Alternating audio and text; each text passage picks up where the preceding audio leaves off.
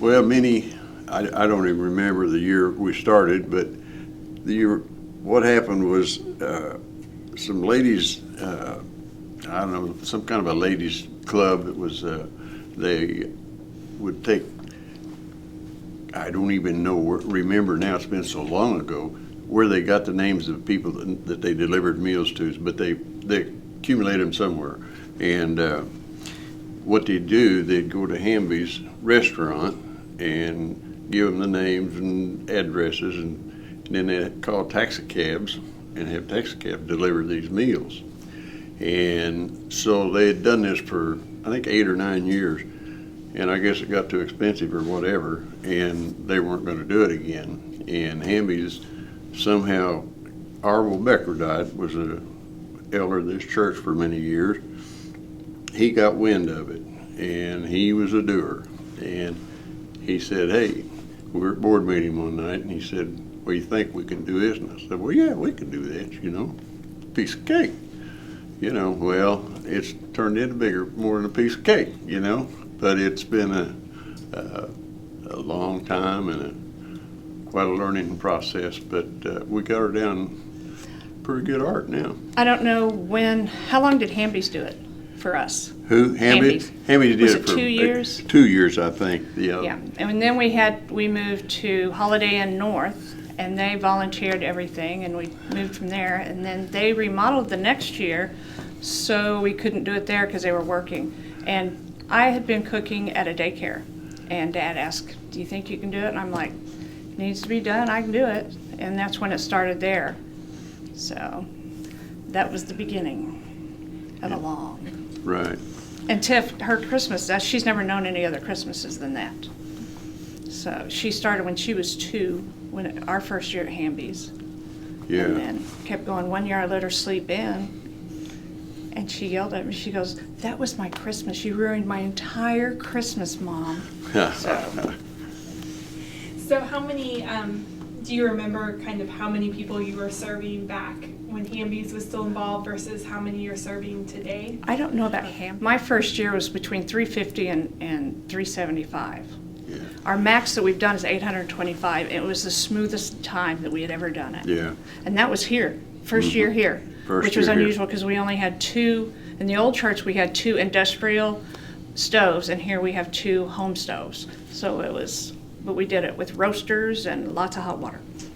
This year we are planning for between 550 and 600. And our largest portion of our names come from the Southwest Office on Aging. It's elderly shut-ins who usually receive Meals on Wheels, but they don't deliver on holidays, so we take that over.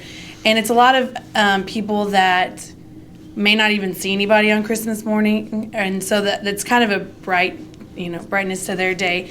Another portion I get from Pipkin Middle School and other low-income schools, primarily on the north side of town, as well as child services and treatment courts and some other social workers throughout the community.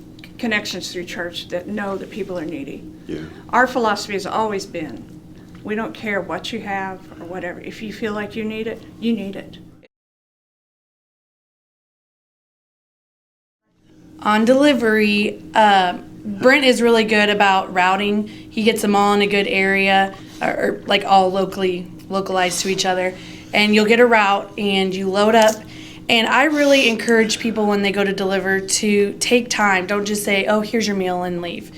Some people may just come to the door, you hand it, and they say thanks, and that's it. But really take a time for those that invite you in. Just really take like 5, 10, 20 minutes, however long you need, to fellowship with them and to see, how was your Christmas and what are you, a lot of people tell you about their grandkids or, things like that. Just take that time with them.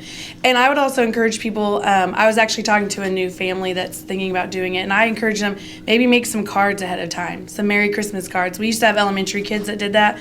When it got up to like 500, they didn't really have time to do all that. But just make something, personalize it to them, where they're not just a number on your route. And then if you come to just serve or pack meals, expect organized chaos.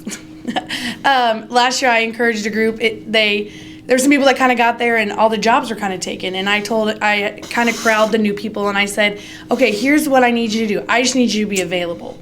I may not have a job for you right now, but I may need you in 5, 10, 15 minutes. Just be available in fellowship, be available. And so they all found a job and they all find a part. And it's really cool to see the kids like helping out, because I remember being that kid running around with a Sharpie, marking each box and scooping out green beans and things like that. So, definitely organized chaos. So, But all those jobs are important. Yeah, counts are important. 1 hot, 1 cold. yeah, not getting 20 hots and no colds with you. Yes, So. and it has happened.